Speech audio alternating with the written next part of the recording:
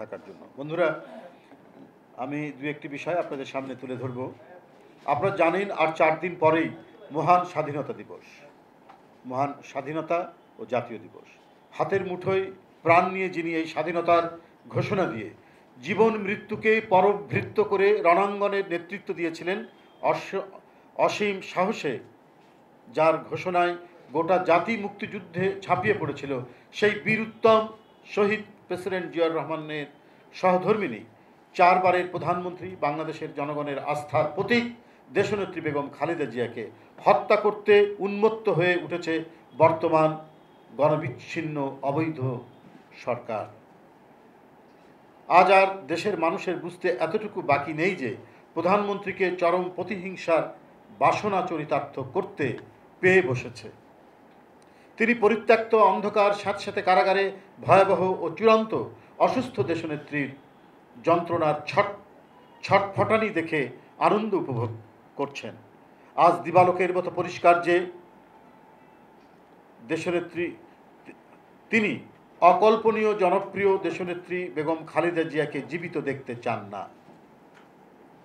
চিকিৎসার অভাবে গুরুতর অসুস্থ ৭৪ বছরের একজন নারী দেশনেত্রী বেগম খালেদা জিয়াকে প্রহসনমূলক বিচারের জন্য কারাগারে স্থাপিত মিডনাইট ইলেকশনের প্রধানমন্ত্রী শেখ হাসিনার ক্যাঙ্গারু আদালতে টেনে হিঁচড়ে প্রায় প্রতিদিনই হাজির করা হচ্ছে। দেশনেত্রীকে চলৎ শক্তিহীন করার জন্য তার সুচিকিৎসা করানো হচ্ছে না। আদালতে আনার আগে তিনি অসুস্থতায় থরথর করে কাঁপছিলেন, বারবার বমি করছিলেন, মাথা সোজা রাখতে পারছিলেন না। মরণাপন্ন অবস্থার মধ্যে টেনে নিয়ে যাওয়ার উদ্দেশ্যেই দেশনেত্রীকে কোনো চিকিৎসা না দিয়ে শেখ হাসিনার নির্দেশে জোর জবরদস্তি করে হুইল চেয়ারে বসিয়ে হাজির করা হয় ক্যাঙ্গারু কোর্টে। গত পরশু আদালতে এনে বেগম জিয়াকে বসিয়ে রাখার পর তিনি চোখ মেলতে পারছিলেন না, মাথা স্থির রাখতে পারছিলেন না, বারবার মাথা কাত হয়ে যাচ্ছিল। আদালতে উপস্থিত আইনজীবীরাও তার এই অসুস্থ অবস্থা দেখে বিচলিত হয়ে পড়ে। কতটা অমানবিক, নিষ্ঠুর, হিংসুক, ক্রূর হলে একজন প্রৌঢ় মহিষী নারীর উপর এমন বর্বর নিপীড়ন চালানো সম্ভব হয়? দেশের প্রতিটি সচেতন মানুষ এখন প্রশ্ন করছেন, কোন সুস্থ মস্তিষ্কের মানুষ কি এতটা নির্মম নির্দয় হতে পারেন? যিনি এটা করছেন, যার নির্দেশে দেশনেত্রীকে হত্যা প্রক্রিয়া চলছে, তিনি কি করে নিজেকে মানুষ বলে পরিচয় দেন? তিনি কি করে প্রধানমন্ত্রী থাকেন?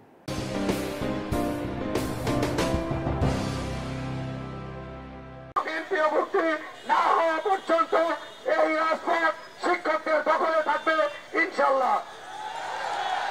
স্বীকৃতিপ্রাপ্ত সকল মাননীয় শিক্ষা প্রতিষ্ঠান একযোগে এমপিও মুক্তির বিষয়ে মাননীয় প্রধানমন্ত্রীর প্রতিশ্রুতি ছিল মন্ত্রণালয় এবং ঢাকা মহানগর পুলিশ কমিশনার সর্বপ্রাণ করিয়ে রেখেছিলেন।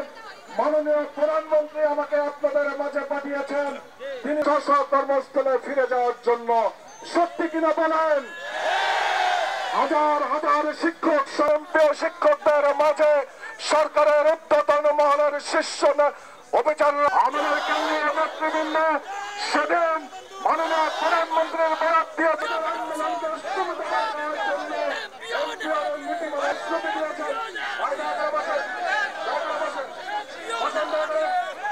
থেকে এই পর্যন্ত সরকারের বিভিন্ন দপ্তরে হাজার হাজার কোটি টাকার বাজেট বরাদ্দ করে বিশ্ব ব্যাংকে বিদ্যাঙ্গ প্রধানমন্ত্রী বয়স্ক ভাতার ব্যবস্থা করতে পারেন, যে প্রধানমন্ত্রী প্রতিবন্ধী ভাতার ব্যবস্থা করতে দাঁড়িয়ে আপনারা আপনাদের ভাই, আপনারা আমাদের বন্ধু করতে উনি পারবেন না, এটি আমরা বিশ্বাস করতে চাই না। আমরা বিশ্বাস করি আমাদের এই দুঃখযুদ্ধটি প্রধানমন্ত্রী বাংলাদেশ সরকারের মাননীয় প্রধানমন্ত্রীর দেখা করার মাধ্যম হিসাবে আমাদের কথা বলার নিয়ে আসবে। আমরা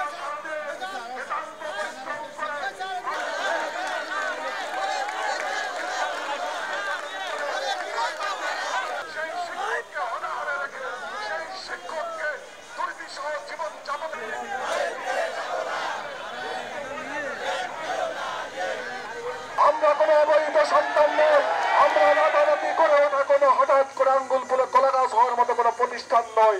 আমাদেরকে আপনারা জন্ম দিয়েছেন, জন্ম যদি দিয়ে থাকেন তাহলে চক্র পিতার মতো একই পরিবারের দুটি সন্তানের একবেলা একজন সন্তানকে দুপুরে ভাত খাওয়াবে। ভাষা আমরা বলতে চাই, অধ্যক্ষ গোলাম মাহমুদ বিদ্যালয় এবং ডক্টর অধ্যক্ষ বিনয় ভূষণ রায় দাদার নেতৃত্বে যতক্ষণ না গণপ্রজাতন্ত্রী বাংলাদেশ বছরের শুরুতে এই জনপ্রিয় শিক্ষা প্রতিষ্ঠানের শিক্ষক কর্মচারীরা সরকারের বিনামূল্যে পাঠ্য বই শিক্ষার্থীদের হাতে তুলে দেয়।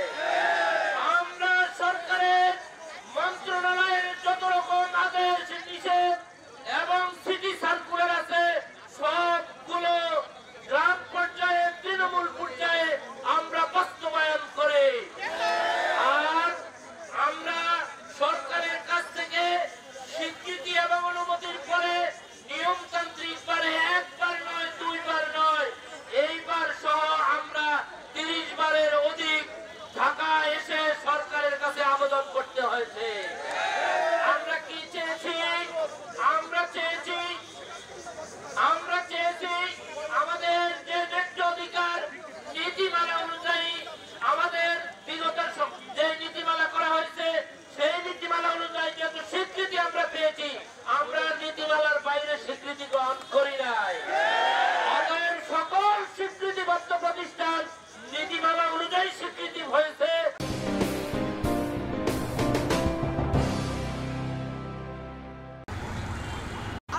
হ্যাঁ বিউপি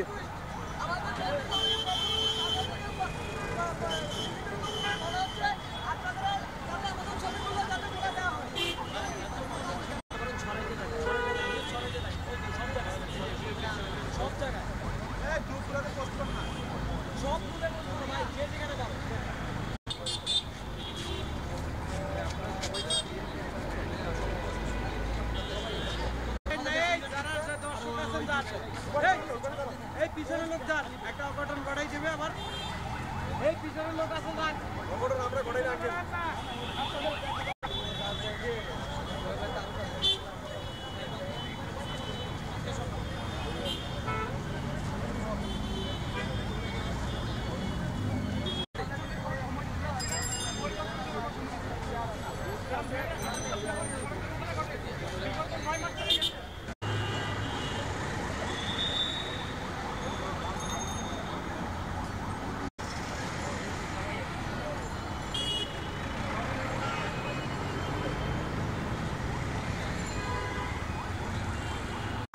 হ্যাঁ বিউপি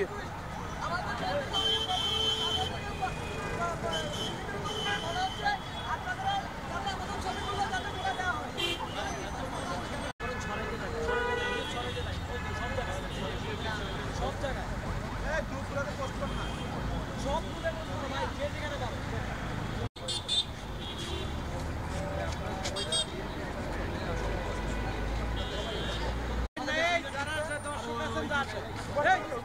এই পিছনের লোক যান একটা অঘটন ঘটাই দেবে আবার এই পিছনের লোক আছে যান অঘটন আমরা ঘটাই রাখি।